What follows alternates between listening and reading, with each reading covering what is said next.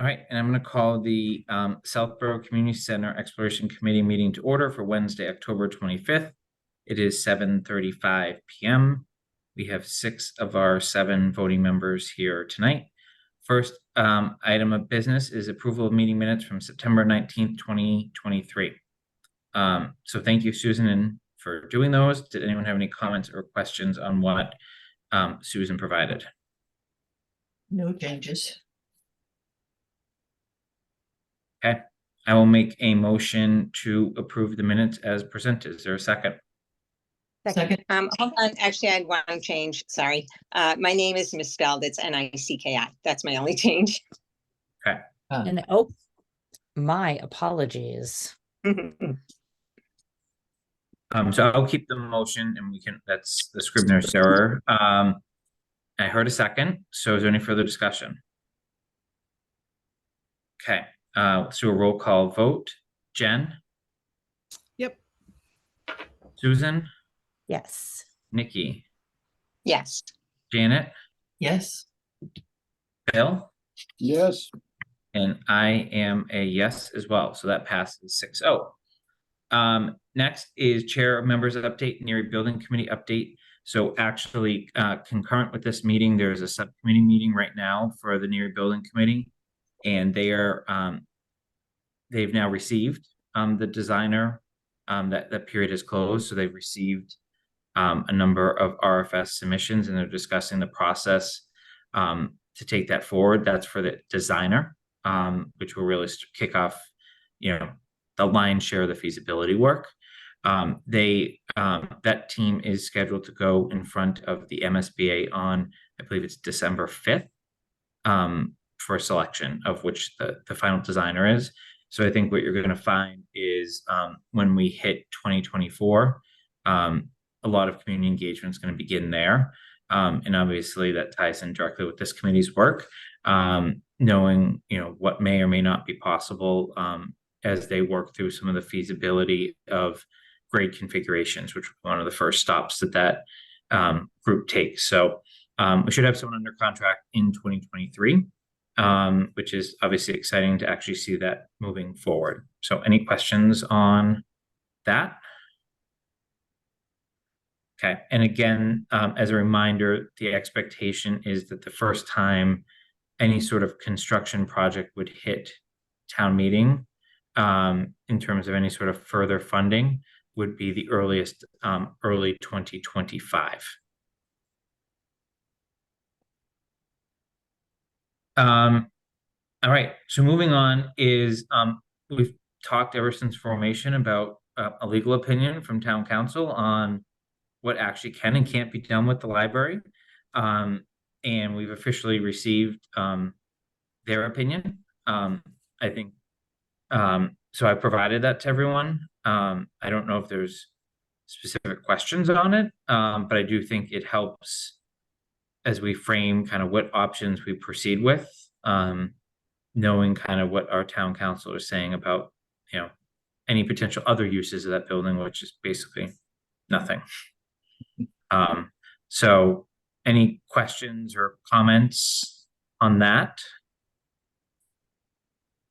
The one thing I'll add is just we're going to close our building survey that the library's been running independently on November 9th. So if anybody from this group has not filled that out, we do want your feedback. We have 290 responses right now.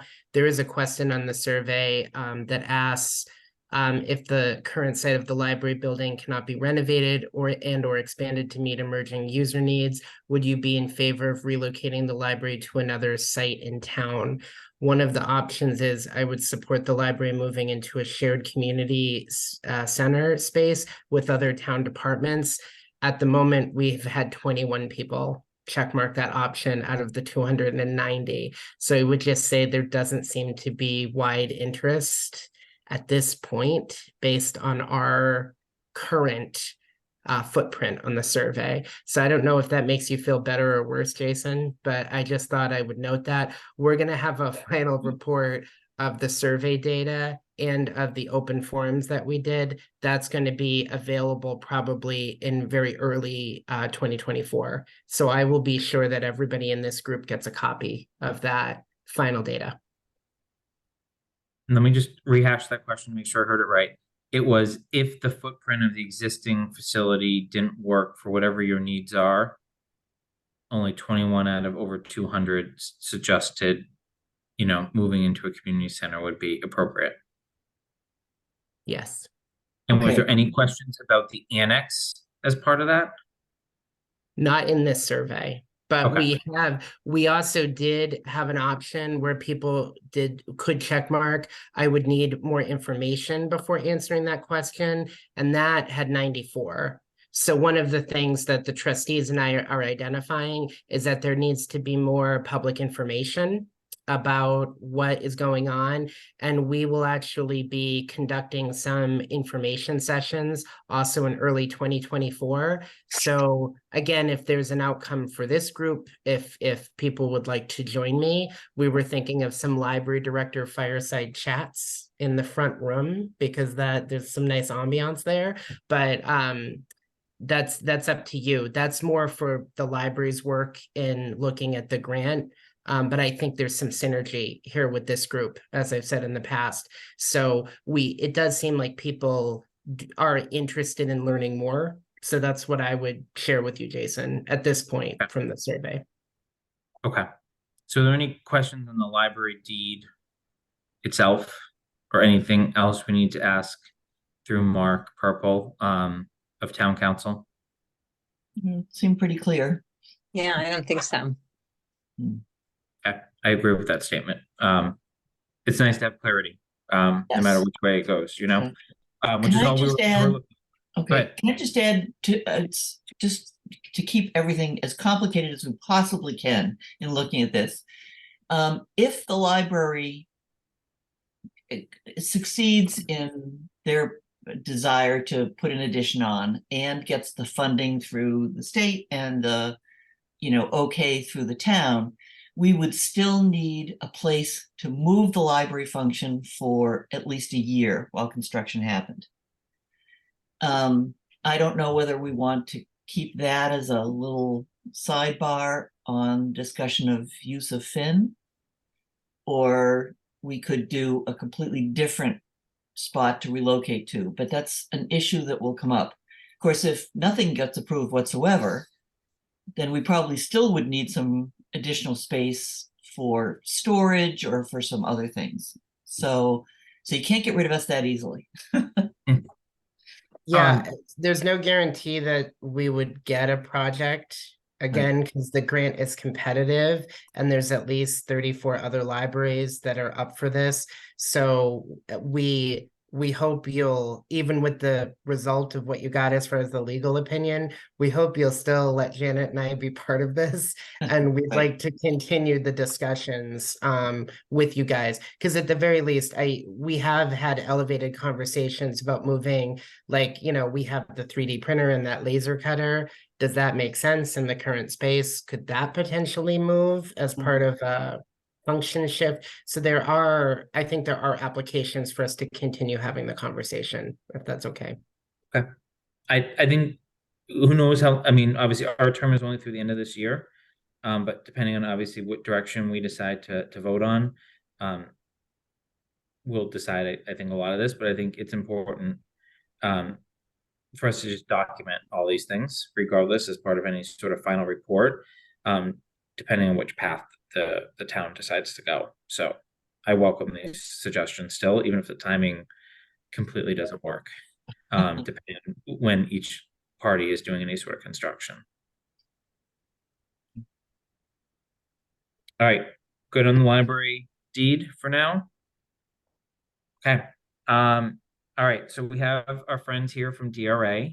So our next agenda item is regroup with DRA on feedback on the Finn School working document regarding the community center needs, including potential cost data and considerations.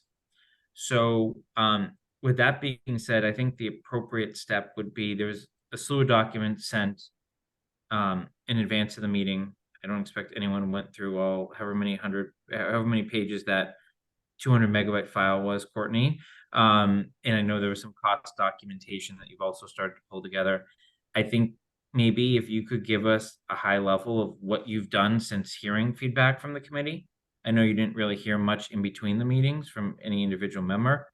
And then we'll kind of open it up to the committee to ask any further questions that they have based on anything they hear from you or where you're heading. And then we can obviously discuss and deliberate where we want to go as a committee next based on the facts as we know them. Does that make sense for everyone? Quick All right. Question. I wasn't able to open the link. The link kept saying that that I didn't have, not even I didn't have permission. It says it can't be found in the directory, my email or something like that. Did anyone other else have an people issue? open it? I got as far as needing a password that I didn't have, and then I had to sign on to this meeting, so. So Courtney, I'll give you ability unless someone else wants it to screen share. And then what I can do is I can download it onto Southborough server and try to reshare it through the town email if others are having issues. There's no way to attach it. It's 200 bytes. Yeah, to be honest, I didn't actually bring it up for this meeting. I can bring it up during our discussion, but our presentation, our PowerPoint presentation kind of highlights the same things that we did from last time. So, Okay. So what that document does, I'll bring it up a little bit later, but it actually gives more facts and figures about, percentage of the building utilized. It does analysis of parking spaces that are necessary for each of these different programs. It kind of dives into the nitty-gritty stuff that kind of helps fuel decisions that we made for each of these options. So I think it would be, it's helpful to look at these at some point, and I think it will help provide feedback to be able to look at those images. But what we were hoping for tonight is to get feedback from you all. We did hear a few comments right from the last one in terms of the options, but that was the first time you had seen everything.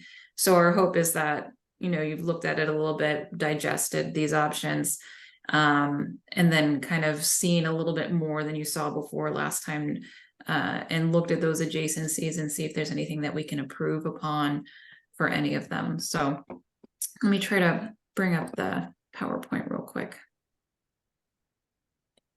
Sometimes it lets me present seamlessly and sometimes it does not. Look.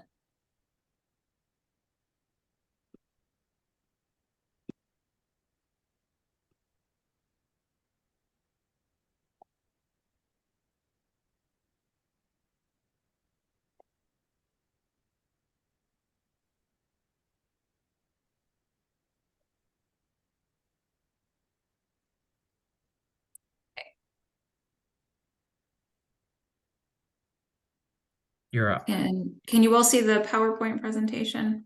Yes. You got it. Okay.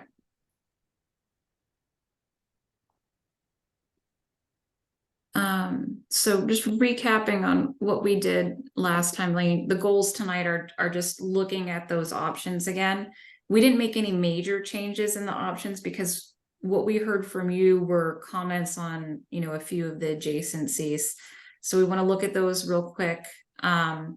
I think the biggest information that we were hoping to share today that we did not have last time are current cost, construction costs, and then escalation, because we know this project is contingent on, both the library and the NERI project, and that puts us into about 2027 for construction start date. And then really, getting your feedback. This report and these options are going to be better the more we hear from you regarding what you want to see and what you think is appropriate for the town of Southborough in terms of, a standalone community center, or various, the various options that we're showing. So these are some of the comments that we received last time. We know that the senior center and recreation group, proximity, and those adjacencies are plus because of the shared resources. So that's something that we're going to highlight, and we did highlight as pros in our report that we sent through. The library program, Ryan, we heard from you last time that you really like the adjacencies that were in 1A, and we can highlight those again and look at that a little bit closer. we received feedback on the parking, and we know that takes an existing field, but it's definitely necessary, I think, on both sides to have the appropriate parking for each of those programs. And then we looked at locating library entrances to be most appropriate for 1C. And we did get feedback in terms of 1C because if you remember correctly, that one takes away some of the square footage in order to ensure that the building doesn't have a back side of the building with all these multiple uses. So that was something that was key that we wanted to focus on at least one of the options. And if you remember from last time, we highlighted different intensity levels. So this is all of our options, and then our renovation test fits all have different intensity levels on them, which affect the cost. So I'm just going to breeze through this. This is all the existing conditions information that we assessed, and we did our walkthrough and we looked at the available documents. So these are just known facts to date. And then we developed a model of the existing building to help us with our space planning and our programming. And we like I said, we walked through the building. Justine and I went through every space in the building with Brian and Keith, and we looked at the appropriateness of the building. We think this is, it does have a lot of opportunity based on the site amenities, the entrances, and then the actual condition of the building is in good condition. So this is our building with the site overlay with the existing programs. We know that the existing building is mid-century building. We have our 1990s additions here that are highlighted in gray. And those we know are going to have potentially less work in them for each of the options. Again, we know that actually all there's multiple entrances here, and these facilitate this type of community center building, and is actually going to help us a lot with the construction costs, because you don't have to do much to actually separate these different programs with all those entrances that are already there. These numbers should look familiar from last time. This is what we did show. And I do want to bring up the actual cost for each of these options at the end that we can look at and dive into, because these are just cost per square foot, but they do vary per each of those options greatly, just because the intensity levels are very different. And then some of them trigger code upgrades and some do not.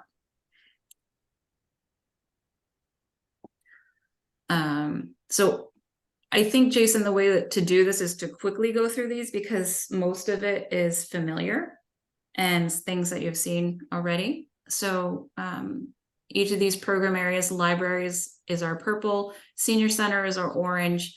We've included youth and family in every option because we think it's appropriate to have that relocate along with recreation, because they're both in the South Union building right now.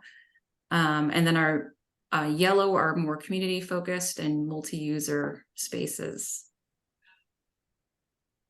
You can see this is the distribution. So this is the type of information you'll see in the report.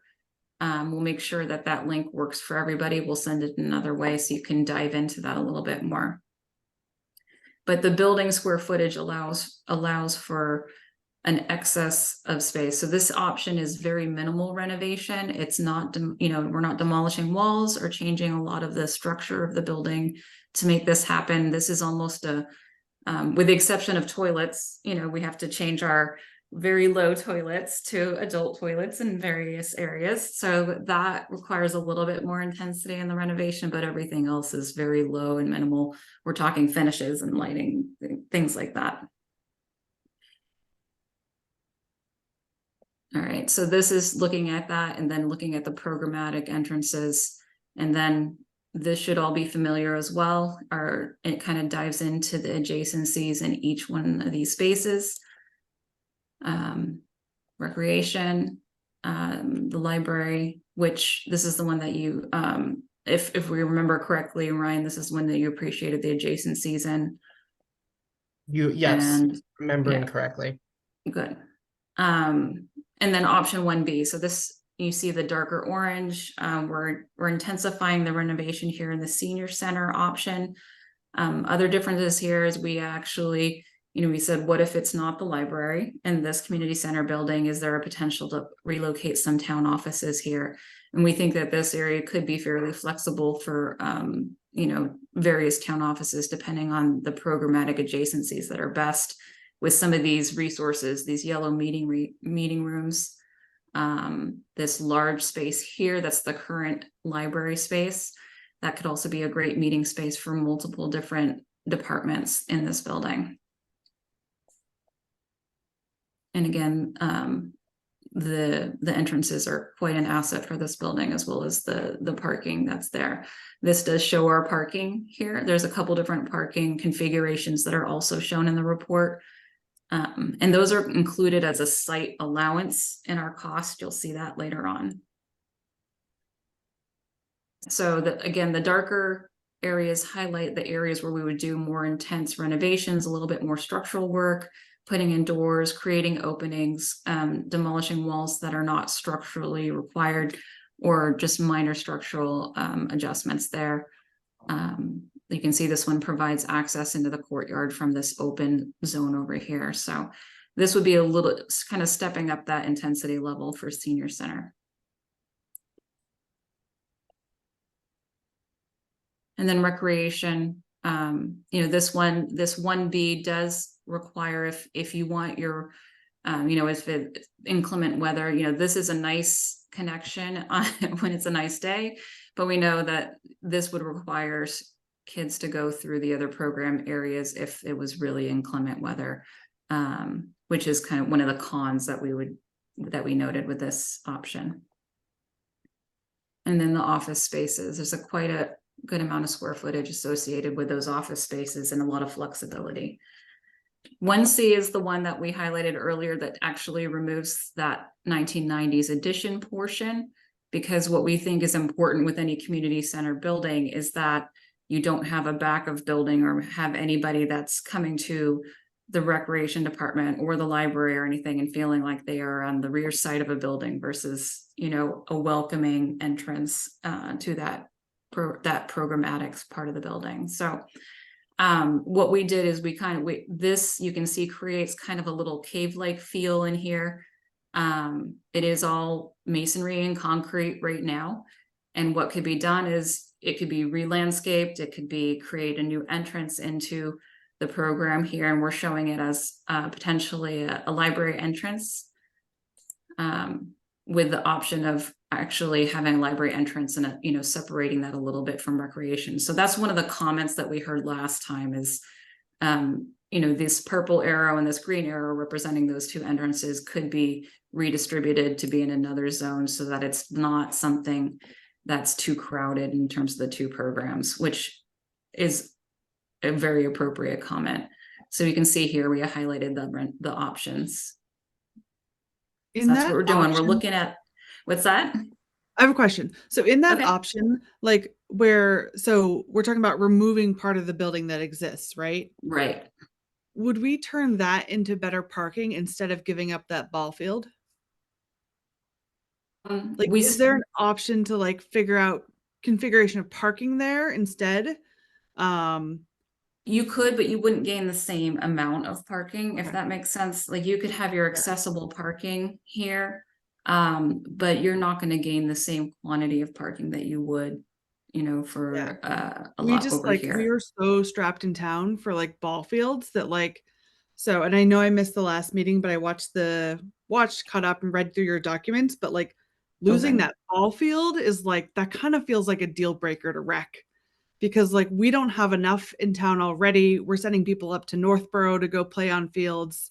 So that's really painful to rec to consider losing an entire ball field out of this. So just any other thoughts or maybe if library doesn't move into this building, do we really need to turn that into parking, things like that? We could do a study and see if there, because I know that there's playgrounds and stuff over here too that actually aren't built in. So this is. But also I do know that so half of that playground has some newer equipment, but half of it is actually very old. And is so if this were completely changing over, by the time we get around to it, most likely half that playground needs to be redone anyways. So I think we could also rethink how that works or what type of playground we'd want in there. But I'd rather be looking at moving the playground around or something like that than losing an entire ball field. So That's really good feedback, actually, because, you know, we hadn't considered touching the playgrounds themselves. So if we can kind of target those areas, you know, and work with you guys, and we can highlight it on a plan and say, is this it? And you can let us know, and we can take a look and see what we can fit for parking within the area that where we're kind of taking the building away, as well as that other zone. So I think that's worthwhile, and because it can definitely work into one of our options, and this is a good candidate. The reason they did that, Jen, was really because of me, I think, to a certain extent, only because we were concerned that if the entire library was there, that just there wouldn't be accessible parking. And again, I don't want to jump ahead, but I think really what we're going to be looking at long term might be renovating our existing site. So I think if they wanted to take a look at maybe not having that parking lot there, that's something Courtney could, it sounds like she's willing to do. So sorry, Jen, we didn't want to. No. And it was interesting to see. I hadn't even considered it, but then when Rex started thinking around like, okay, well, we have literally no other space to put a ball field, right?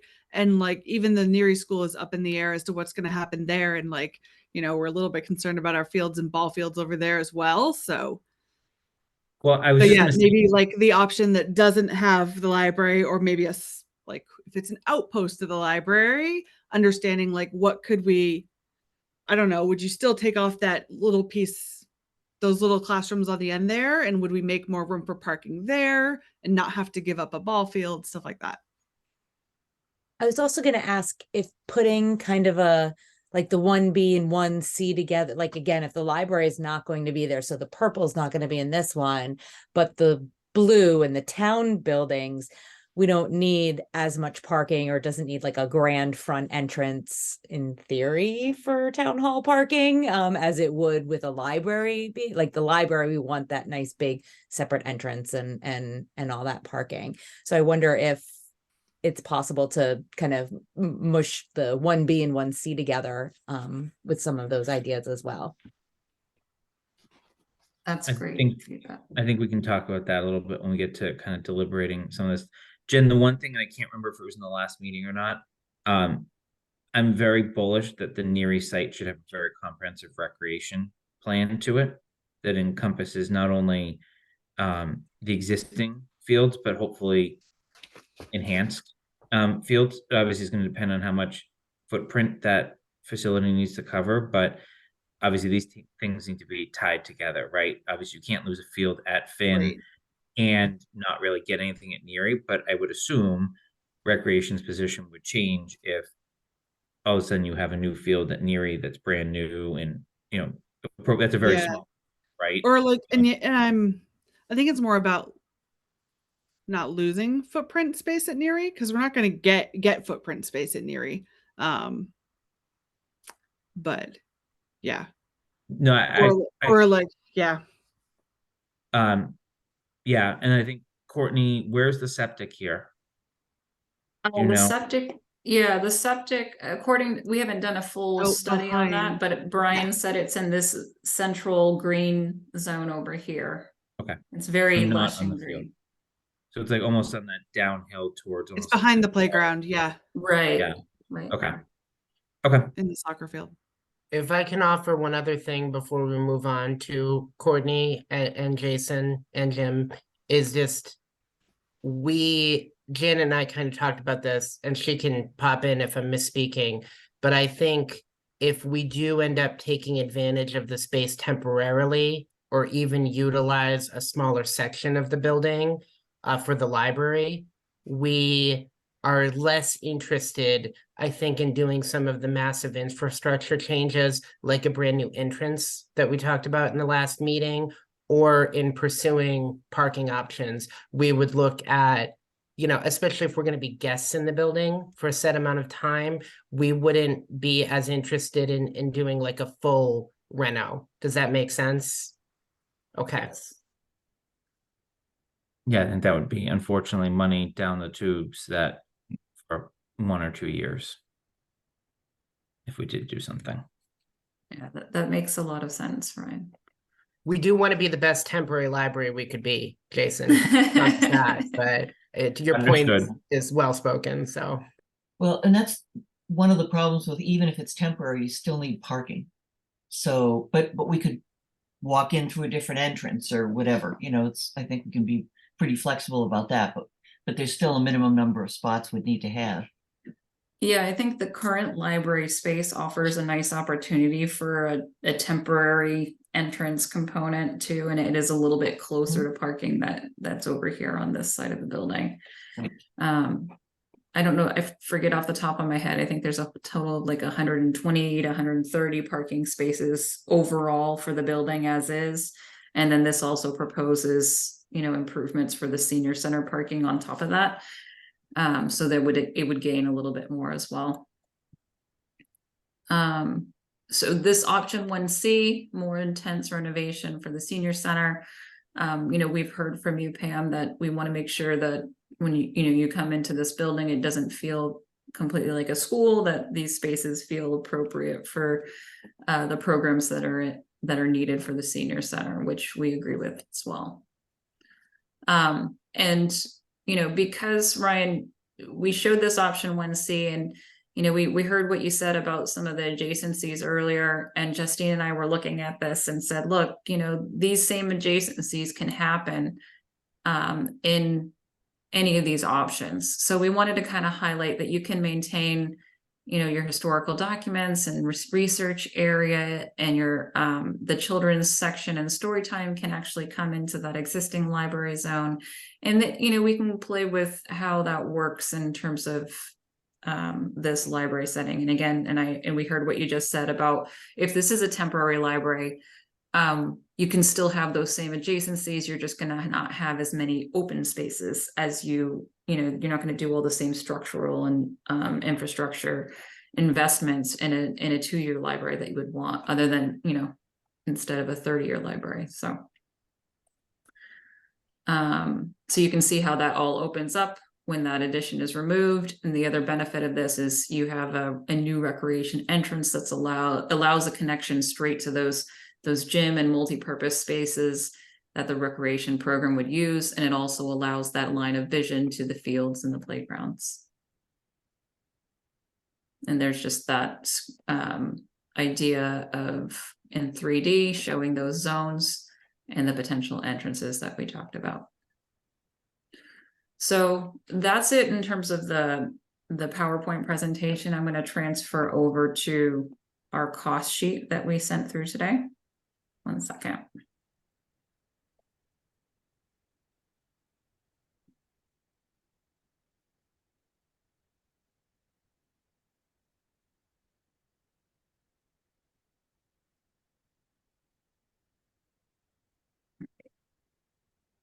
Okay.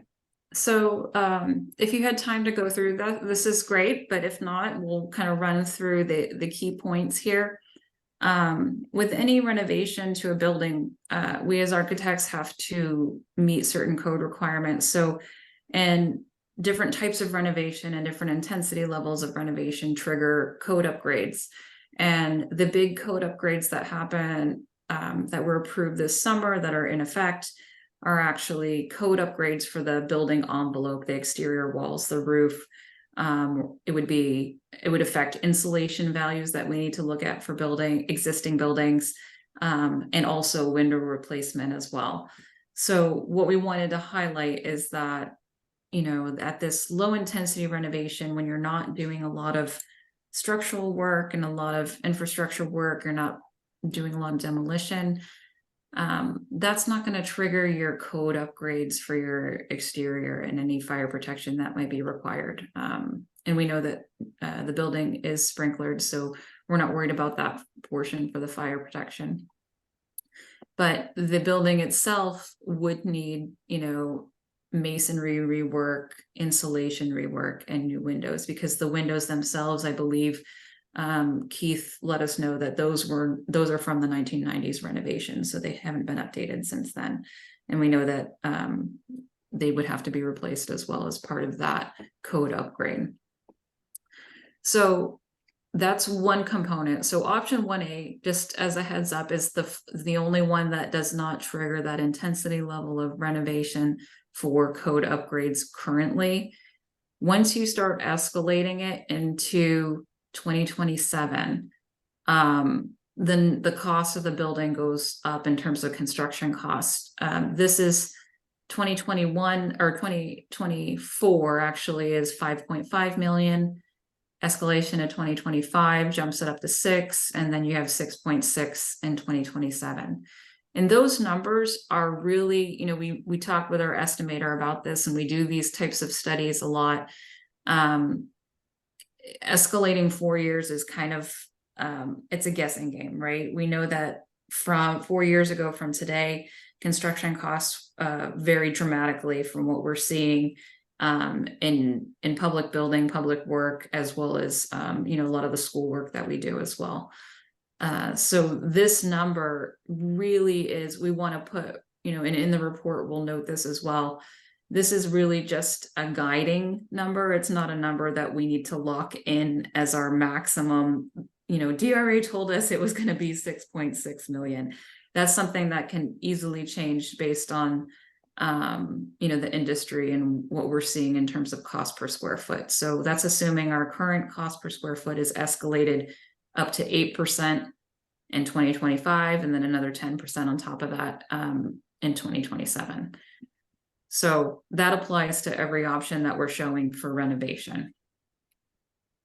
And you see that here, going to 1B, where you're starting to do more intense renovation. You know, your square footages are going to vary and your intensity levels are varying. And you'll notice that the code upgrade allowance steps in here at 2.47 or 2.48 million. And that would include, you know, again, reworking the masonry, upgrading your insulation, your windows, and then new skin on the building. That is a huge upfront cost. We know that for this type of project, but there is payback in terms of energy savings on the other side. So, you know, you have a large upfront cost for that code upgrade, but long-term benefits are energy savings in terms of the building being more efficient. Courtney, I'm sorry if you had already said this, but what's the increase from construction cost to project cost? So we did, I think, a 1.3 multiplier, and that includes any architectural and engineering fees. It includes any contingencies that you need to have for changes and unknowns, you know, in the work. Any geotechnical investigation or hazmat reports and studies that need to be done for the building. Great, thanks. Mm-hmm. So option A, your minimal intensity jumping up to medium intensity for 1B, and that's the one that included the town offices as well. So if we are doing some, we're hearing you tonight, and we want to see what it looks like. You know, we put a $1 million site allowance. We can lower that obviously for this.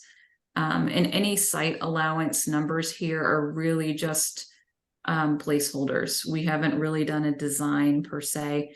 So we can definitely step it down for your 1B to account for the reduced parking, which makes sense, but these are just allowance numbers based on the existing site, knowing that we don't have to do much other than parking. And then, you know, whenever we add pervious surfaces, we have to do something for stormwater, whether it's a detention basin and low impact design or stormwater chambers. It's not a large amount of parking, so we would recommend here a low impact design, which is going to be less cost in the long term too.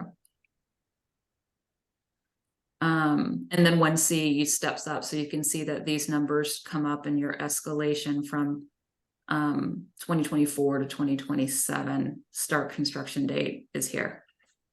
These are also assuming you know, that these are design bid build projects, so that they would be competitively bid in a public market.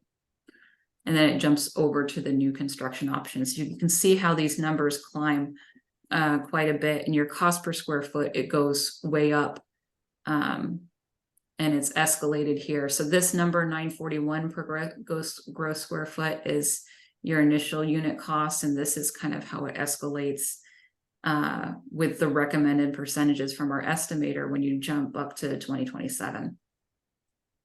So those numbers get a lot higher.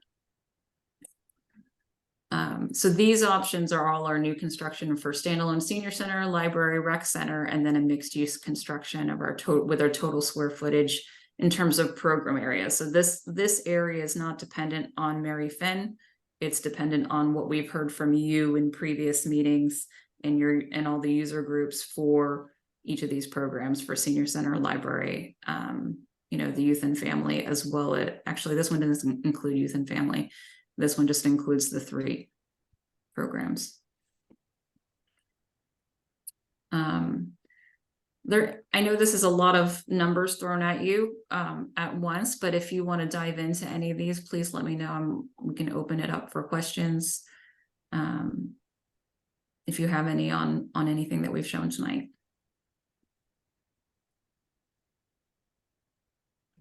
A little bit, some Go ahead, details. Janet. So the ancillary things like youth and family services or town offices or whatever, they're not actually included in any of these? The The youth and family recreation is center, you're saying is just would be recreation. So what we did specifically for a couple of these options in these notes is we're not including renovation costs for youth and family to move in and and the recreation department to move in as where it's noted. So we know that for 1A and 1B, theoretically, you know, recreation could move into this building and not change any finishes. You know, there's toilet rooms available for them. There's sinks available for them, and all the resources are there in that building that they could use without doing anything. And that allowed, and especially in option 1A, that's key because it reduces the amount of square footage that you have to renovate and spend money on, and it allows you to not trigger code upgrades for that option. Yeah, I was thinking of the new construction options. Oh, the new construction. We have Maybe one they're for the just rec. vanilla, recreation is just recreation, and Right, that is just Okay. recreation. The benefit of Mary Finn is we can bring in youth and family without, I mean, you know, Right. without having a big cost or impact to the project. You know, we could do a quick, you know, standalone for youth and family, but I don't think it's warranted based on their square footage No, I was requirements. just clarifying Yeah. that these didn't include anything except the pure recreation or library. Yeah. Right. And if you remember, that was, I think it might have been Tim wanted to see kind of all those when we scoped this out for what we wanted DRA to actually do. That was one of the things we wanted to come back with was every group went off their merry way, right? And did their own thing. What could they potentially be bringing to town meeting on their own? Right. But even the mixed use, the big grand building would just literally be library, rec and senior center. Yes, because Correct, what, okay. yeah, you'd have to construct you know, that gym space and everything as Mhm. well. You know, all the resources that you have in Mary Finn would have to be with new construction in that option. Thank you. Does 1A, 1B, and 1C, I don't remember if you mentioned that, do they include any renovations to any of the common spaces, the gym? So I know they're in pretty good shape, but does it include to the big cafeteria or to the kitchen space, any even minimal renovations in those areas? We included some minimal renovation for the cafeteria space for acoustics, but we did not include any renovations for the kitchen space itself. Would it possibly be necessary, or is it just really isn't necessary? It's totally fine the way it is. It's pretty, you know, because it was renovated in the 1990s, we didn't see any accessibility issues or anything like that in terms of code, you know, code upgrades that were required. And we know that it has the Ansel fire protection system in the kitchen as well. So that's not something that would need to be upgraded. And we haven't heard actually from any groups that there were any, you know, there was nothing in the kitchen that was necessary in order for them to move into this building. So if we hear tonight from anybody that there's something that's missing there, then I think we should obviously include something in terms of, you know, a certain type of equipment or anything that they have needs that they have that are not in Mary Finn. Great, thanks. Courtney, do the options that include the library have the special ventilation and storage factors that Ryan has been talking about that you need with the library? Yeah, that would have to be included, and that's why we had different intensity levels for the library in terms of, certain spaces. So yes, you would have to have, climate control and special HVAC controls set for that, for each of those spaces. Yes. The good thing about schools too is, and I believe this one was part of it, is there's been a new boiler replacement so that the HVAC controls have recently been upgraded, which is nice for this type of building. So the building is zoned already, and there are upgraded controls in there. So that cost is not going to be as high as it would be if that project wasn't done prior to this investigation. So if the library doesn't move there, if the books don't move there, and maybe just the 3D printer, then those costs would go down for some of those options. Yes. Okay.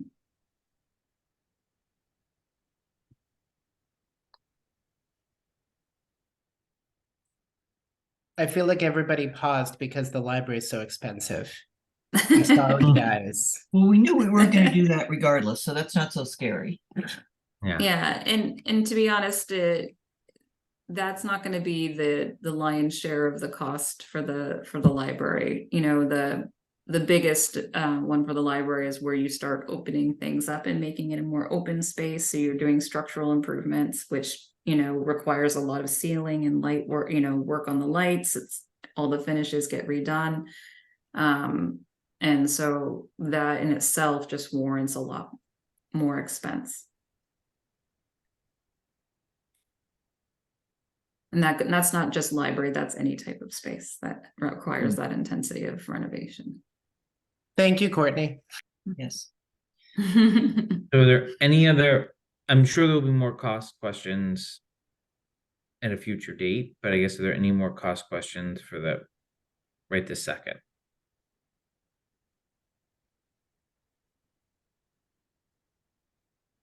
All right. Courtney, can I just have you pull this down then for a second? Yes, of course. All right. So I think we have a couple ways we can go with the rest of our meeting.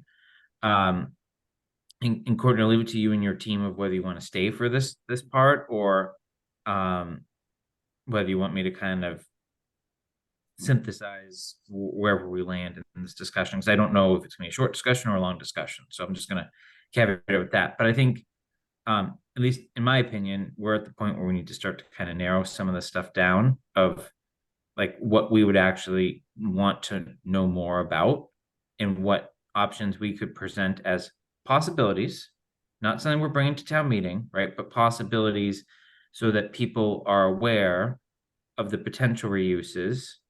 And I think it starts with our user group. So what I was hoping to potentially hear, and I realized that the three people I'm going to call on, and I think you know who you are in a second, are part of broader boards and commissions and committees. And you may need to go back to your committee. So if that's what you need to do, then we should just talk about scheduling and logistics and all that fun stuff.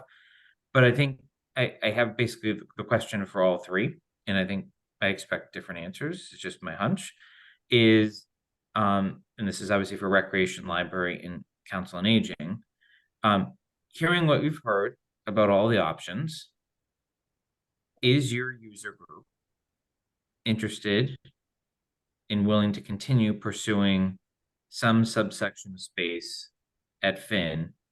And do you believe it's in the best interest of your user group to continue to look at Finn?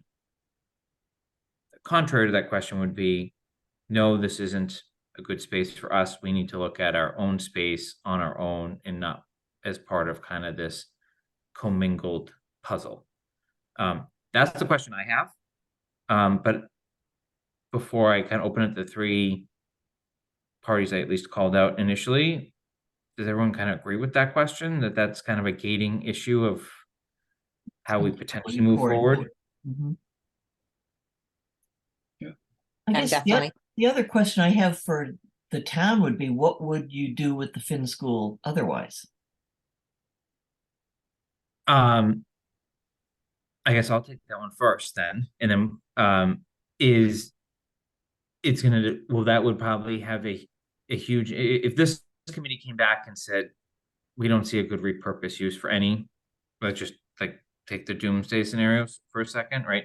We don't want to repurpose it. We think it's best, highest and best use of the school. Then it would be up to the school committee to decide whether they want to continue this consolidation of grades and how to use that site accordingly. Because it is an either or. I mean, one group might say, it's not our ideal, would rather have our own space. But if the downside of that is that we don't have a use for Finn and then we have that carrying cost or that whatever, I mean, that is part of the equation. It's, you know, go in front of town meeting and say, no, we want our own space, and we don't care that Finn is gonna hang around the neck of the town for the next whatever years as a useless building. Yeah. Or I mean, it could be considered for other things, right? Like not, I mean, affordable housing or things like that, right? I feel like that's been a hot topic recently. So there's not like you just sit there empty. Right. So the domino effect is, right, do you bring it, whatever you're going to repurpose it as, is that coming to town meeting at the same time that whatever is going to happen with Neary comes to town meeting, or whether it's two separate? I personally feel like if you present a package plan and you say this is the plan for the next 30 years of our infrastructure, you know, regardless of whether people like the plan or not, they're at least going to have the plan, as opposed to, oh yeah, we'll be back in 2 years with something else. Right. So Janet, Bill, or Jen, and obviously the associated department heads here as well, who wants to go first? I'll go. Go ahead, Bill. I think, and I think Pam agrees with me, that this facility would work reasonably well for a senior center, given that you did the high level intensity renovations so that we did turn it into a senior center environment instead of the school environment that it has now. It has, from certainly my way of thinking, that the courtyard is a real plus. The fact that we can configure the inside of the building to utilize the contingent space of that courtyard to inside facilities. I think if we can deal with dressing up and opening up and repurposing the entrance area, that would all work. So contrary to when we looked at Woodward, this is a much bigger step in the right direction for what we see as a senior center facility. I think we do need to look at the parking. I don't see enough parking out in front of the school, the senior center entrance right now, but that maybe could be reconfigured to even have a little bit more parking. It's all on one level, which is certainly a plus. So I see it as a good possibility of the way the senior center could go in the future. I think maybe Pam may want to say something to all of that. Yeah, I agree with everything you said.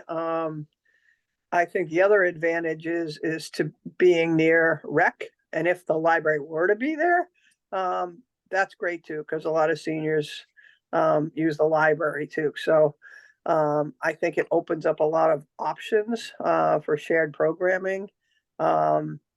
You know, the gym and the cafeteria and the kitchen are all positives. I am concerned about enough parking that's close by. I think people don't always realize how difficult even what looks to, you know, your average person distance for parking, like, oh, that's not too bad. But for a lot of our participants, even people that, you know, don't have real severe limitations, that could be an issue. So the more parking we have, the closer, the better. But as far as the board is concerned, like Bill and I can't completely speak, you know, to this because we haven't gone into huge detail with the board, but you know, it's a little bit of a transition coming from where we are to this is a very different space, but I think people will see the pros on this. So for us, you know, I don't think it's a bad option. I think that it has a lot of pluses to it. It's the best thing we've seen in a community center option so far. And I don't know, Bill, do you think the rest of the board, I think that once they see the details and the plus sides, I think they will support it. I would say yes to that. Of course, you're always going to have the naysayers, but I think for the most part, the board would support this. Given if it was done properly, if it was done on probably the high intensity level, it could be a really nice senior center and one that the town could finally be proud of. Yeah, I think we have to be real careful of that, and I think everyone understands the importance that it doesn't look like a school. At least in our section, you take the edges off there and you create a more comfortable space. I think that's always an issue, but you know, if we can get there, I'm not sure what I'm not sure what they would disagree with. So I think it's probably going to be positive.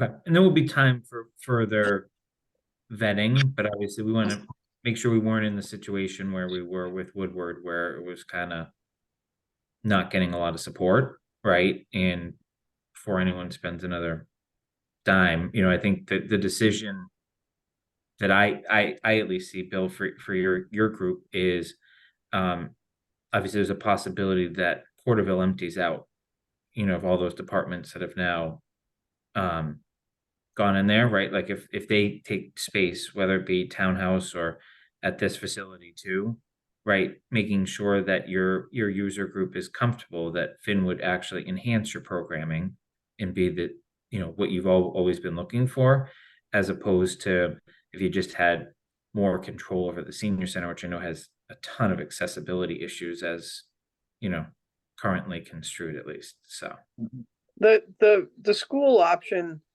allows for a lot of expanded programming. You know, where we are now wouldn't have as many options for sure. Okay.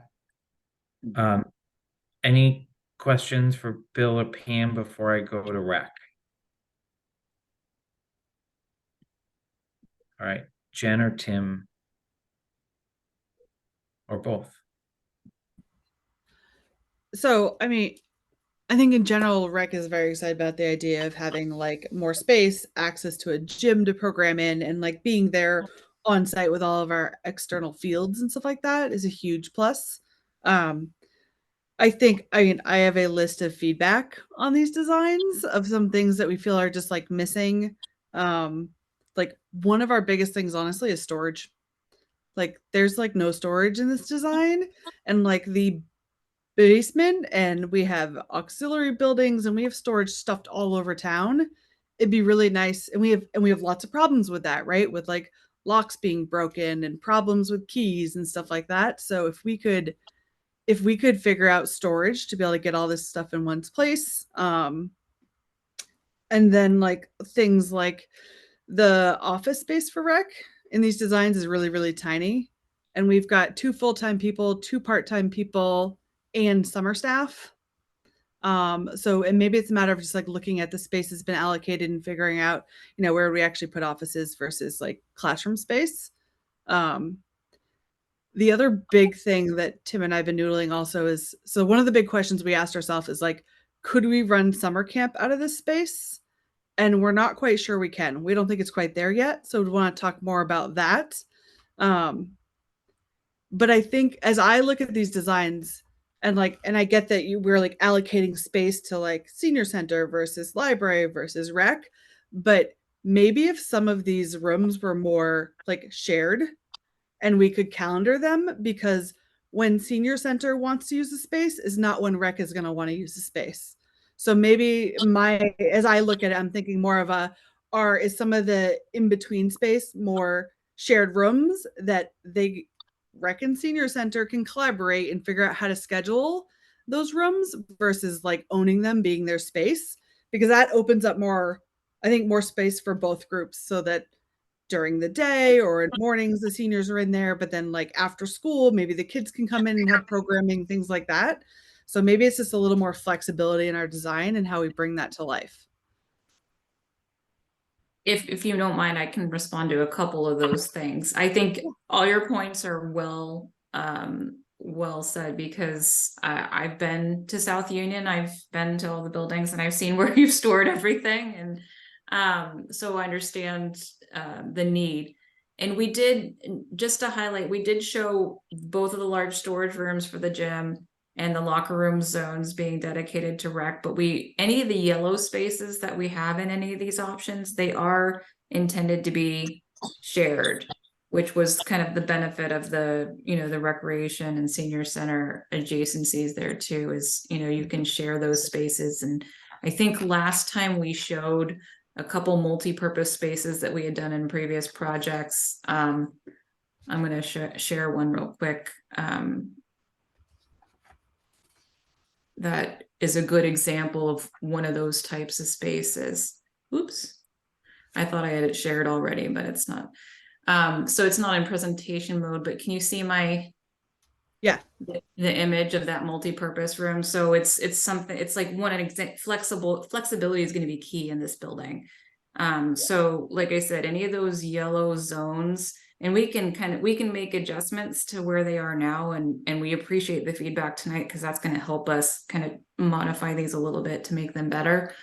But the more spaces like this that you guys have, the better in terms of utilization of space, because that's something that we look at for school design a lot, because we have so many different departments, and this is very similar.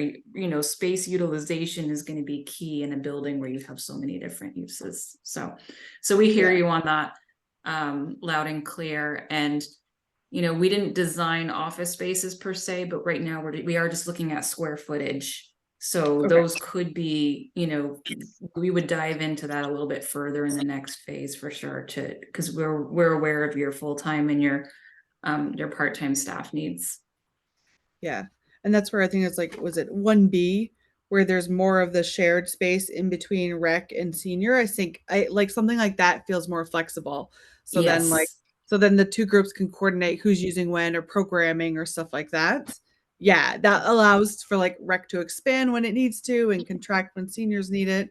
Yes. Yep. And then just knowing, so we run a summer camp that we're actively trying to figure out how to expand, because there's so much demand, and we run it out of the Woodward School parking lot right now. Like we literally set up a tent in the parking lot, and that's where they run it. And then they've got the gym for use and stuff like that when it's raining. But like, as we think about summer camp, knowing that we've got like 200 kids, Tim?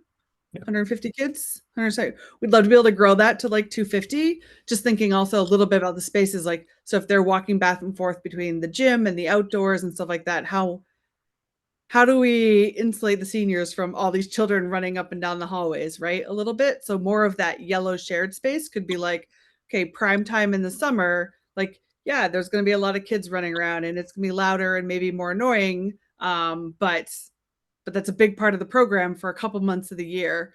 And then it gets a lot quieter during the days, right? If I could just interject with that, because this came up when we were looking at the other school. I just want to be clear. We're all for sharing if it's built out properly. And as far as storage within shared space, if that can be put in properly, so if you had supplies or whatever it is in a particular, say, class, let's just use a classroom, and we had locked off cabinets and things like that, that would be great. because basically you have a classroom and there's really nothing in there that's gonna, bother anybody or, have any issues. But as far as like when you guys operate, much higher programming on school vacations and in the summer. And if you would ask me this, 10 years ago, I would say, yeah, this isn't a problem. At those times, senior center has become so much more utilized now than it was then. And the expectation that I deal with is, no, I mean, if you asked me a few years ago, we didn't even run our regular programs in the summer, like our regular fitness classes and that kind of thing. We would take that break, like a summer break from those things, and just run a few special events. And that was all great. But that has changed. I mean, that's no longer okay. I have to run these programs year round. And as far as stopping our programming in the summer, that's not going to work for us at this point anymore. So, like I said, 10 years ago, yeah, that would have been great. But now there's no way we could kind of do that. And I don't think it's like a stopping. It's just we've got this couple months influx of people in this building, right? And then so maybe it's more of a coordinating, like where we are at different times of the day, so we're not running into each other and things like that, right? So it's more of that. That would be great. It's just become much more difficult than in the past. I just want you guys to understand that those are the demands that I'm dealing with. Is nope, we're not stopping these things now. We're not taking 2 months off. We're not taking a break during school vacation. It's kind of what I'm dealing with. I'm not quite sure how we could work that out. I think that's great. It's also like, it's exactly what we've seen happen with rec, right? Rec has been exploding over the last several years, right? And growing. And that's where, like, no offense to the library, but not having the library in this building gives that wiggle room for both these programs to flex, right? And grow or bubble over for a couple months during the summer, like into some of those, like if those offices in blue weren't all filled in, to like flow into that for a bunch of summer camp and like have rooms for each of the age groups of kids, stuff like that for a couple months, and then not need them as much, things like that. But like when we add the library in there, it starts feeling like we're kind of crammed in here again, and doesn't give either program room to kind of flex. I see that blue area as being utilized for a lot of storage. One of the things that Pam and I saw when we were investigating senior centers 10 years ago, every senior center said, be sure you have enough storage. Be sure you have enough storage. And you, Rec, have mentioned that you don't have storage. So I see that blue area as being an area that could be utilized for storage for both of our groups. Although I'm sure you need a heck of a lot more storage than we do. But just the fact that storage is an issue that should be addressed for both groups. And I see, maybe we put some town offices over there, but let's keep that space for us till we decide what we really want to need. And maybe if there's some room for town offices, okay. But let's not give that away, because it might be very useful for rec and senior center, just for some added space for storage. I mean, I don't want to jump in when it's not our turn yet, but It's about to be. Just to kind of piggyback on what Jen and Bill are saying is, and Janet already mentioned this, is that the library has no storage at all, to the point where I have like things in plastic bins, like stacked almost up to the ceiling. And some of these are like seasonal things, right? Like we're using them for Kim's Valentine's Day party, for Halloween. Like there are things that if we had a storage area somewhere else in town, I don't mind, and I'm sure one of the full-time staff wouldn't mind driving down to Finn to go get. So I if that's an option, I would just say, and if the senior center and recreation would be willing to share, that is one of the biggest issues that we're having. Because as I don't like to throw things away.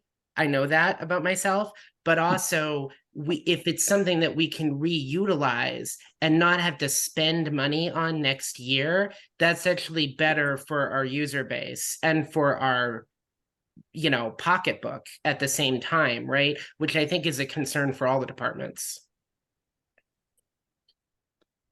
We done with rec? I'm gonna pass the ball to you in a second, but to close the loop on this discussion, I think we should all just agree that if option 1B was a path we started to go down, I think it's very easy to change blue to yellow, right? And this was illustrative in nature, but I think obviously it created a very good discussion. So it does create flexibility. And I think that was the key word I heard in some of this. So but I do want to let Janet and Ryan speak to kind of what they're thinking on library, because I realize that there's a little more to that. Well, Ryan and I haven't specifically talked about this part, but you know, and even if we do get, we're obviously going to move forward in trying to get state funding for a library edition. But you know, our chances of success with getting that through the town afterwards, because we've seen these things fail in Westboro and other places, we don't want to overbuild. So whatever part of Finn could be used for storage or for whatever, I mean, never mind the fact that we'd need to relocate the library for a couple of years, but whatever portion we could be used there would be great, so that we're not building in an extra floor, an extra wing that we don't have to have because there's something else in the town. That'll work in all of our favor if we can get the library edition approved.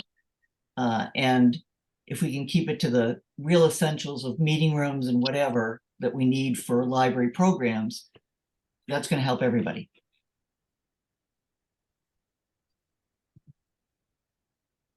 You agree, Ryan? Or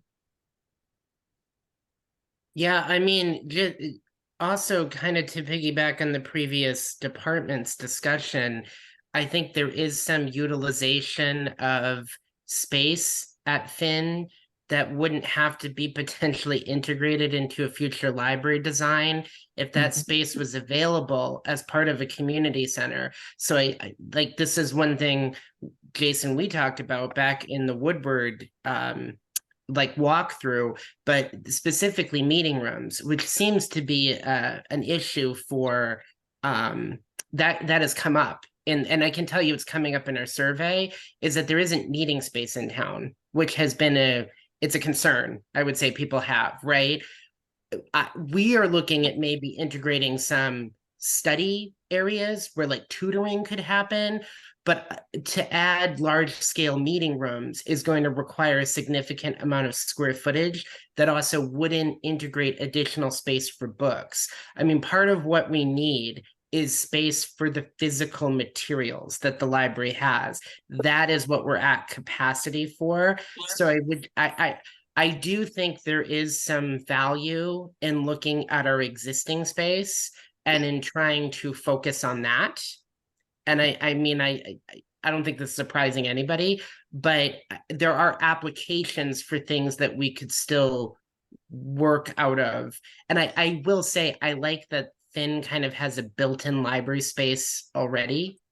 And I don't hate the idea of having access to that potentially if we need it. And then, like Janet said, we may need a temporary space to move into. And I know that that would potentially disrupt, you know, the senior center and recreation for a period of time. But then, you know, we would eventually move out. So that is kind of the promise I could make to you guys. If we do come temporarily, we try to move our project along as quickly as we could. So I don't know. Am I leaving anything out?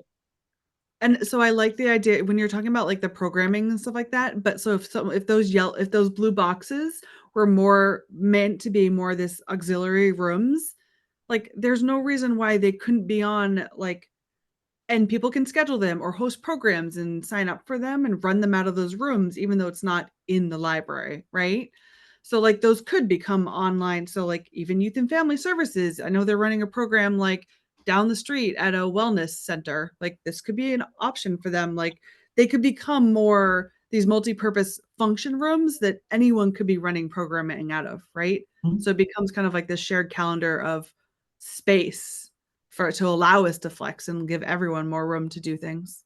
Yeah, there's kind of two categories of programming that I deal with, which is kind of like the stuff that we host ourselves, if that makes sense, and things that we go after ourselves that are like things that people have asked for in the community. But then there's sort of this other category, which are like programs that people want to have that they're bringing to me as an idea, right? So I have to say, just focusing on the stuff that my staff wants to do fills up our calendar. Like I don't like saying no to people, especially when they have a good idea. And sometimes there isn't just the space, the capacity, or the time. I mean, I'm already booking out for like May and June 2024. Like, and I know that that is not surprising to some of the other departments.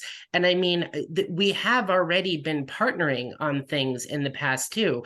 Like when the senior center talked about how they host their programs year round. Some of the yoga ladies would come to the library over the summer. So that's one example. I mean, and Pam and I kind of talked about that, and we were coordinating it as best we could. So I don't think that if the library wouldn't move to Finn, I also don't think it would stop some of the collaboration that has already been built up and has continued.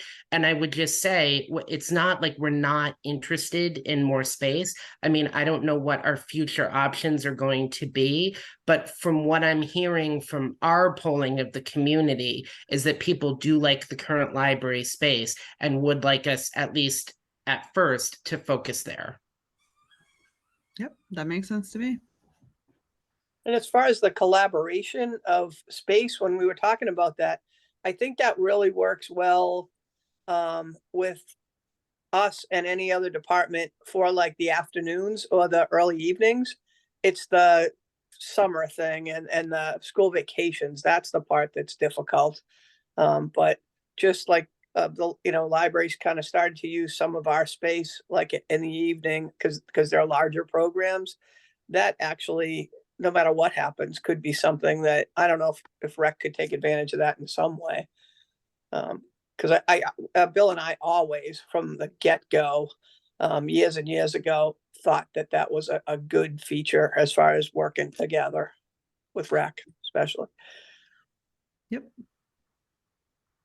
And it's kind of like what Pam and Jen have said. I mean, we used to have like maybe 1 or 2 programs a day. The library sometimes has like 5 or 6 programs in a day. Like it's getting to the point where I like the idea of a coordinated schedule and us trying not to, we have to talk to each other because we don't want to start having a ceramics thing when recreation is doing that as well, right? So I know we're kind of veering off topic, but I just think that all of this is important to consider as we kind of move forward. And, again, there's limitations on what we could convert the library to be, we found out. So maybe focusing on the current site, at least for now, is one path forward. Yeah, and I think to probably hopefully round this part of the discussion out. I mean, it's very clear that everyone's supportive of flexible type workspaces, right? That can be used for as many possible use for programming as possible.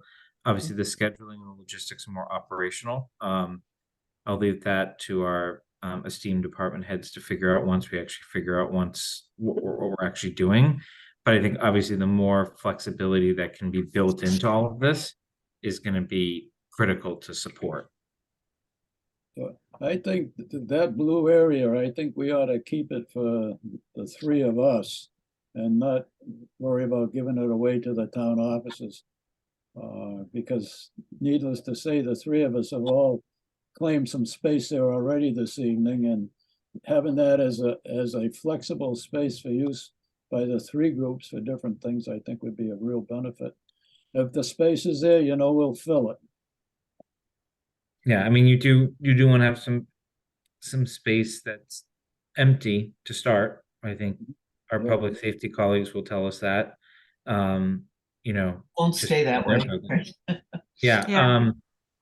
So, Or s- but sorry, just one more thing on this one. Like, so if we were to study this and think about it more about, not that the library is moving in, but we need these rooms and more of the auxiliary space to allow for programming that they'd be programming in also.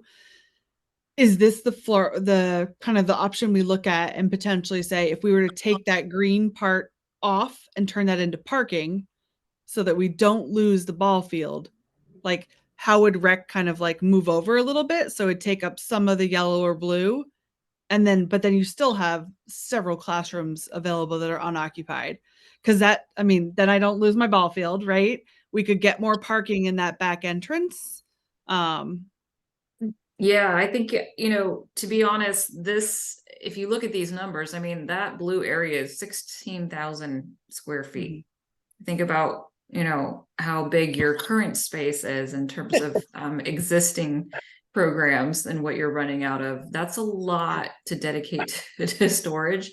And if that wasn't you know, a dedicated program and it was more, you know, community use, you have all these other entrances. I don't think that parking lot would be Right. necessary per se. And I think you could operate potentially with the parking that you have, and there'd be a lot of savings there. So I'm hearing a lot of good things tonight that are going to help us kind of refine this one specifically.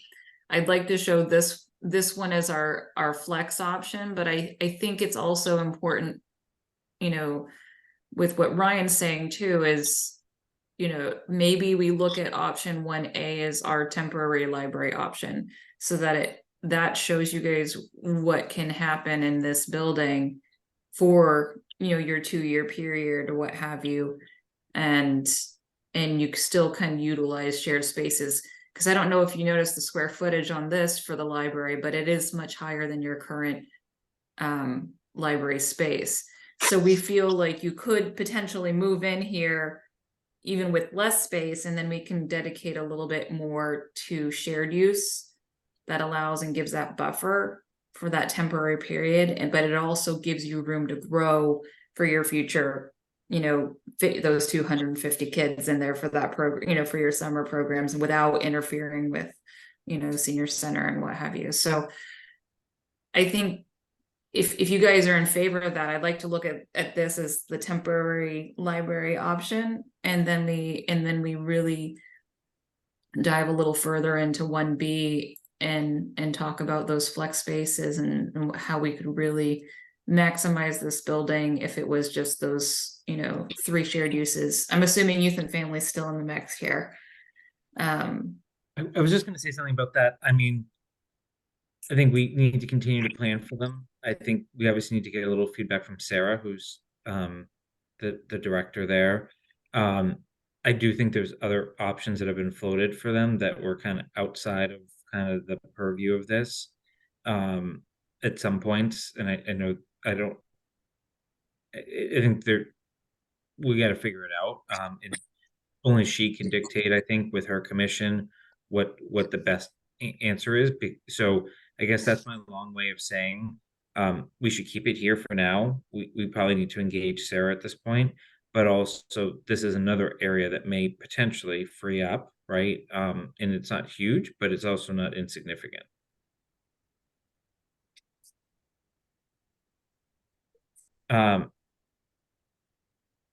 So I guess I have a tactical question for Ryan. You mentioned 34 communities going for this grant. We're obviously one of them. When do we know if we're moving to the next stage? So we will know pretty quick, because some of the 35, if you include us, they all need to put in planning and design money at their next town meeting. And if they don't have a town meeting, I think before May or June of next year, they have to hold a special one. So some of the meetings are only in the fall. So that right there, they have to get a special town meeting. Then they'll have a list of people have to submit their full building plan and grant application. And I would assume, Jason, that not all 35 locations are going to be doing that. So at that point, MBLC will make a determination, I think, by the end of the summer. So it will be less than a year from now. We'll know. And I assume, depending on the yes, no, that will greatly impact where the library board then decides to go with that existing site. Yep. Okay. I don't know if this question's for DRA or for the library team, but is there a way to estimate like what amount of space you could potentially need in an option 1B? Forget about the temporary space, like leave that in the parking lot for a second. But like for storage, is it 1,000 square feet? Is it 5,000 square feet? Just because I think the more that parties talk about this and the colors change, I think it would be nice to have a placeholder if there's a way to get that. So that then you also know that you have a spot that you don't need to necessarily add on for per se. Whether it be the storage of the supplies that you were talking about or some other use. Well, I know we did to just initially in our first study, we did an assessment of all the existing spaces that you have. And we talked a little bit about storage needs there. We could go back and look at that same square footage and make sure that we're taking that into consideration here.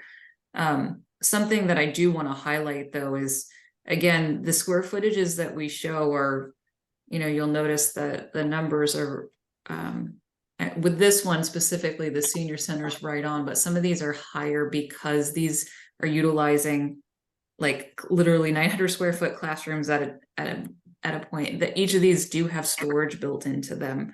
They have things that, they're not in the current configuration that are optimal for necessarily the programs that you have.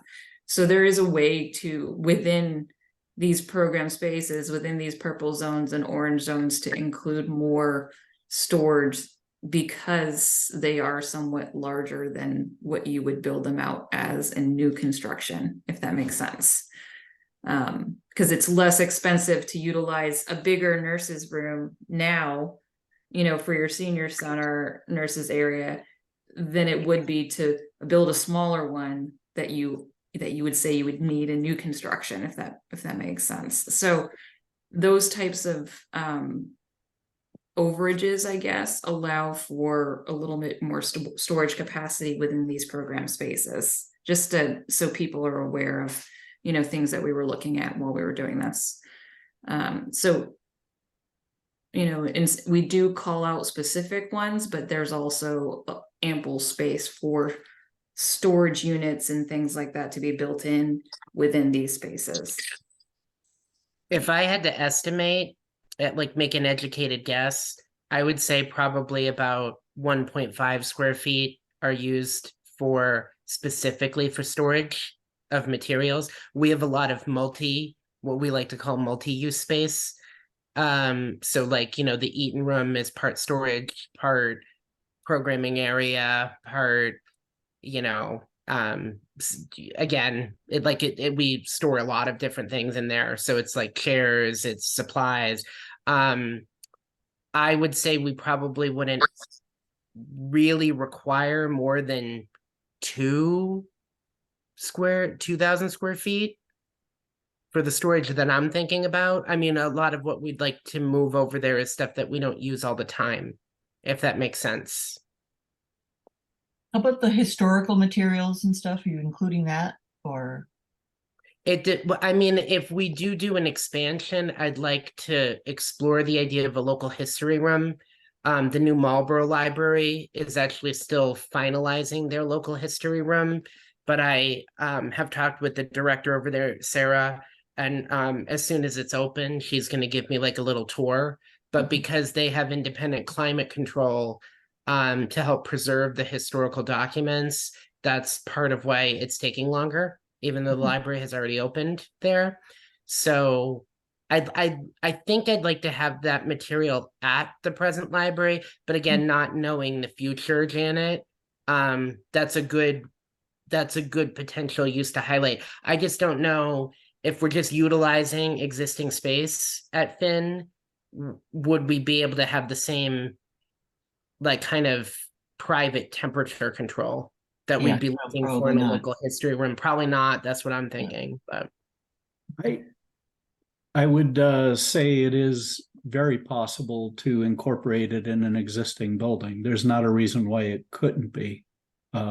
We've been able to accomplish that for other clients. If it was desired. Good to know.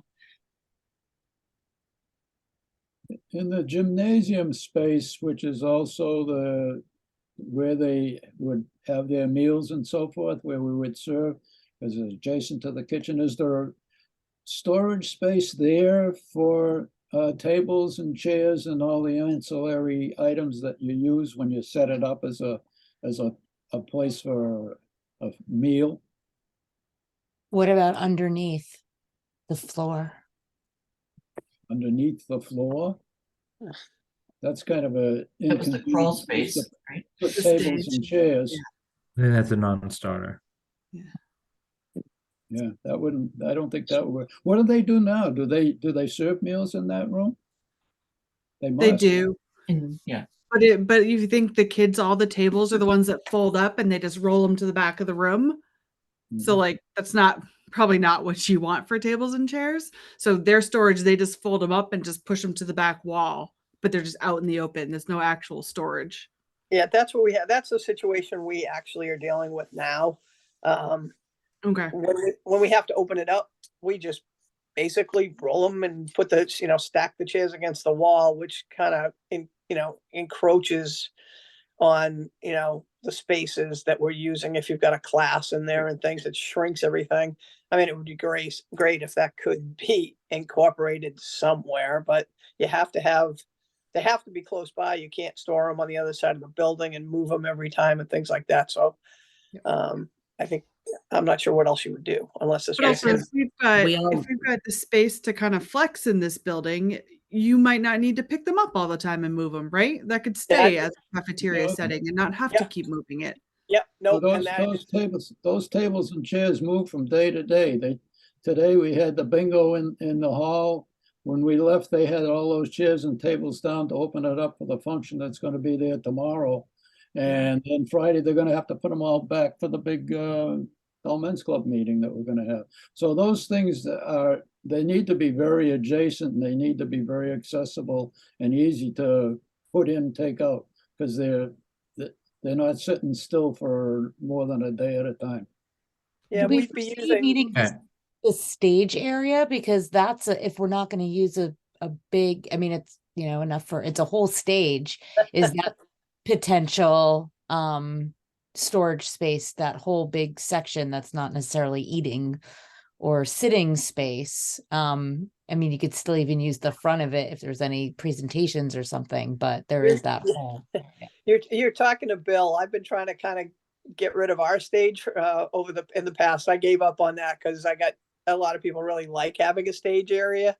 Bill could probably talk to that more than I can, but Yeah, we'll be using it as a stage on Friday. We had and we have various musical programs and things like that that we use the stage. And I think the town uses the stage for some of their presentations as well. So Yeah, I but the don't- size of I the stage in the can't use senior it. center is a Pardon? lot small. The size of the stage at Finn is huge compared to what's at the senior center. I'm just saying we might not need Yeah. that entire. So- I Yeah, think we that's a are possibility. straying down a Yeah. rabbit hole. Not need to Yeah. stray down Okay. tonight. we're down in the weeds. So We're in the I'm gonna weeds for sure. politely cease that conversation. And try to bring it back at least to figure out where we want to go. With Did I this. answer your question, Jason, about the storage? Like I would say that the library would want to utilize about 2,000 square feet, maybe 2.5 if I had to guess. But I could do some investigation. I'd be happy to talk to Courtney more about their early and we could even walk around the library again and I could just sort of show you the multi-function spaces we have where we utilize storage as well. So I hope that answers it, but that's off the top of my head, to be honest. Yeah, my goal, Ryan, with the question was obviously to make sure we don't lose an allocation of space that you definitely need regardless of what happens, and to protect against, what happens if you're unsuccessful, especially with the grant, or that there's limited funding available even with a grant, for you to accomplish all your goals, right? So that we take some of the burden off of your team if this is a desirable path, for at least that space. So I guess to try to decide next steps. So per our charge, we actually owe the select board an update presentation, basically like what we've been up to, what our proposed next steps are. Obviously, Courtney and the DRA team have heard a few more things tonight that they're probably going to want to go back and make a few adjustments for, but I think it's really important for the three user groups here that like have a specific representative to, have some sort of decision from their own committee or commission, or board, as to like the level of support behind like continuing to explore this, because I think that's an important vote that you would want to document to the select board. So let's just say this committee was on board with that this is a viable concept, and in particular for at least 2 user groups, and here's some potential scenarios of where it could go, and now we need to wait for NERI. I think especially if that comes backing of not just one representative, but obviously a majority of each of the committees or commissions, that carries a lot more weight in terms of the path. I also question whether now is the right time to do public feedback, or whether it's kind of once you understand where NERI may be heading. Because I do think just look at the stage discussion, right? Like we don't want to like there's a lot of like little things that obviously would have to be vetted out, and obviously DRA we need to be under a much more detailed contract to vet through and help design and think about. We obviously heard a lot of feedback from Bill and team about how they would envision the space, and DRA would obviously have a challenge ahead of them of converting a school looking space into obviously whatever your vision is, from a senior center perspective. So I guess I'm trying to get us from point A to point B, and point B is we need to close up the committee's work. Or if we have a reason we think we need to stay around, then so be it. But I do think it requires a little bit of support from each of the appointing boards that sent at least a few of you here. And, trying to narrow down our recommendations, right? Are we saying we're not interested in exploring any new construction anywhere anymore? Or are we at that point? Or are we not? Are we interested in saying that this is the best path forward for 2 out of 3 user groups? And what does that mean for the 3rd user group? Like, I'm just throwing out kind of where I sense some of the discussion from tonight. So I welcome feedback of how we get to that endpoint, and obviously trying to put a bow on this to the extent we can. So Jason, do you want us to get back to you by a certain date so that you can update the select board, or? My vision would be, I don't know what meeting they would slot us in, but let's just assume December for December or January, let's just say for a second. I realize we expire in December, but I have no idea what else they're dealing with. We would need to meet as a committee to vote on the presentation, right? I'm kind of going backwards here. To do that, we would kind of need to know where everyone's level of support is, right? And take some probably strong decisions, motions of, this is our preferred recommendation, and we await the feedback of the NERI building committee, right? And then is there a subgroup that then needs to get together once we understand what's happening with NERI 6 months from now to kind of bring this to a town meeting? Or do we just kind of stay active, like on paper, but not do anything until you know where NERI's going? Like, I'm just, right, because I think some people will have a more vetted interest than others, depending on which path. So I would say, Janet, to answer your specific question, if we back it up from a December select board meeting and us needing to meet before then, like in the next 3-ish weeks, having each board or committee or commission, just say, hey, I'm on board with what our representative said, and here's our specific motion of what we're willing to support at this point. And then I think, obviously, if there's gating issues, those should be documented, and hopefully Courtney and the team can resolve those before a vote. If there are, I'll call it nuanced issues of, hey, we would want specific design of this space, right, as an example, like I think that should be called out as part of, motion. Like if I just think about what Bill had said about the senior center, you think about what Jen said about, hey, we really need to think about more flex space. We need to make sure the director has room for his or her team to grow in the future, right? Like all those things, I think are valid points, but would be part of a more detailed design phase if we actually move forward with this. The library Yeah. trustees are considering they have to change the meeting date that we were gonna do. We're either thinking November 15th or November 29th.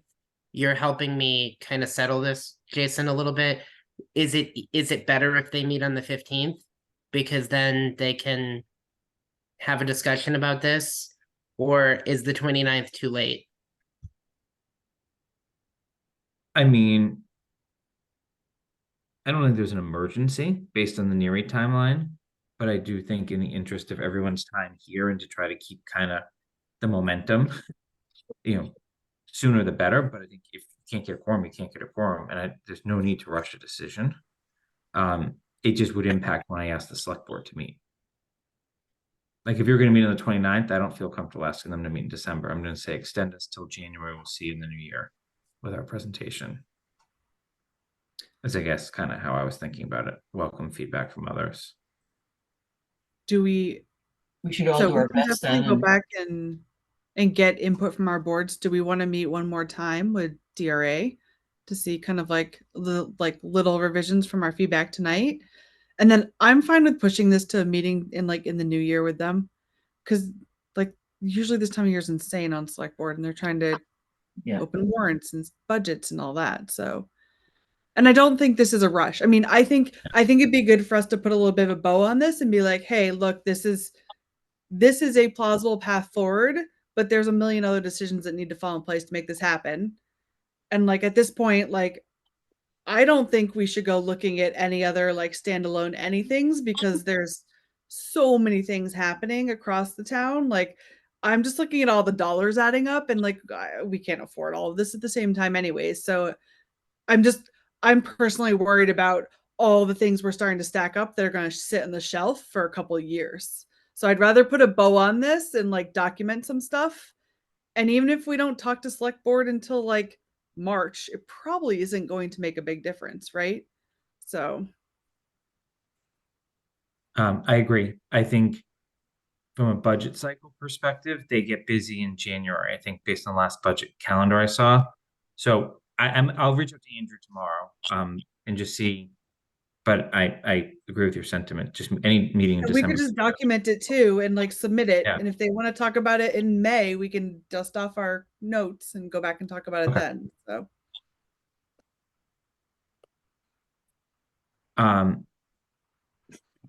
Any other? So I guess, Courtney, for you and your team, do you have what you need, and do you think it requires another meeting with us, or do you think you could send another version and we could talk about it without you? I want to be respectful of our contract, and I can't remember how many meeting dates we had and all of that. So, was the feedback? Yeah, either way, Jason, I think it's helpful, attending these meetings and getting the feedback from you all tonight was extremely helpful. And I think we have a lot of information to go forward. So we're going to send you that what we'll consider as a final draft for this next iteration of refinement. But I'm happy to hop on a meeting like this another night if you have one that you'd like to just bounce any ideas or feedback off of us before we send you a final draft. And Jen, you're suggesting we do that before you take it to your commission, as in that example, right? So you would vet whatever Courtney came back with and then take it to your commission? we could. I mean, I feel like I could talk to my commission and tell them the feedback, and they'd probably be okay with it, because this isn't really binding, right? We're Right. just kind of putting some general sentiment together. But also, if select board's in no rush to talk to us, then like we could wait and look at the final ones and button it up later. So Go ahead, Pam. No, I'm good. It gives us plenty of time to talk to our board and then for us to regroup too after that, in case there's issues that have to be tweaked. Okay, so I'm gonna suggest this path. Courtney, why don't you and your team digest what you heard tonight? If you feel like you've got it, send us a new version and I'll make sure the committee gets it. Then depending on meeting dates of each of the boards and commissions, they can take it back and then come back to us with collective feedback that maybe represents not only their own individual feedback, but anything else that they hear from their boards or committees. And then I'm also more than willing to join any one of you just to hear the feedback if you let me know when you're meeting and if you want some help there. But obviously, if not, the recordings, we can always rewatch them. But that's it's very difficult to schedule a meeting, as everyone knows. So I'd prefer to just hope, I think the messaging is very clear here from each of the groups, and hopefully we can move forward in that path. And while we do that, I will get feedback from the select board on when they actually want to meet with us, and also make sure they're aware of kind of the NERI timing, so that they don't just say, oh, sooner rather than later, and not have the bigger picture context to it. I just because we're talking about kind of doing things down the road, I'm gonna continue just my work with moving forward with the grant, only You have because to. that is time-based. So I just with the understanding that I'm doing that work on my end, and I'm happy to continue to keep this group updated as it becomes applicable. Is that okay, Jason? Yeah, I mean, Okay. you have to continue down your path, and obviously town meeting will ultimately decide what path we go based on where you land. But there's, as Jen, acutely put it, there's a lot of dollar signs that are going to need to be considered here, and obviously there is a fundability component to all of this. Yeah, and you're going to be trying to fund and push NERI forward in conjunction with this project, and you've got a library project cooking too. So, something to take into consideration is how much, like when all of these are going to hit in terms of your timeline. And I know, Jason, you've probably been thinking about that for a while. But it's definitely a big impact for the town in terms of having those, 3 projects hit all at once. Yeah, if they hit all at once, right? If they hit all at once. The big question. I think mainly that was more pointed at the library, right? In terms of we don't control a lot of that timing at this point. And Jason, to that point, I think it's important that if NERI is going to be where the schools are, that whole complex, that we emphasize that Finn is now going to really serve a lot of members of the community on that side of town, so that people don't feel like they're losing anything. I think it's really important that they feel like they're gaining something. And that's why having town offices there, I agree with everybody, that's not the best use. So I think having those, I know the timing is difficult, but I think if we can present that at the same time that we're presenting other things, it'll just make it easier to sell that whole thing to the town. That would be my goal, is that we're bringing two articles to town meeting, or however this, and however to split it up, but that you would present one package and basically say, this is what we're trying to do. And because I think you're gonna have to explain why you're adding grades if that's where the school ends up going, and what could happen. I do apologize that the timeline for the state grant cycle for the library projects didn't work out perfectly with what you wanted to do long-term for NERI, but I will say the state does incentivize using the grants. I mean, were we to be one of the libraries that are accepted, we could get a lot of money from that. So I think that hopefully that would help offset some of the potential aversions to the total cost, especially based on the amount of space that the library adds. So I just want to note that for anybody who's worried about the price tag.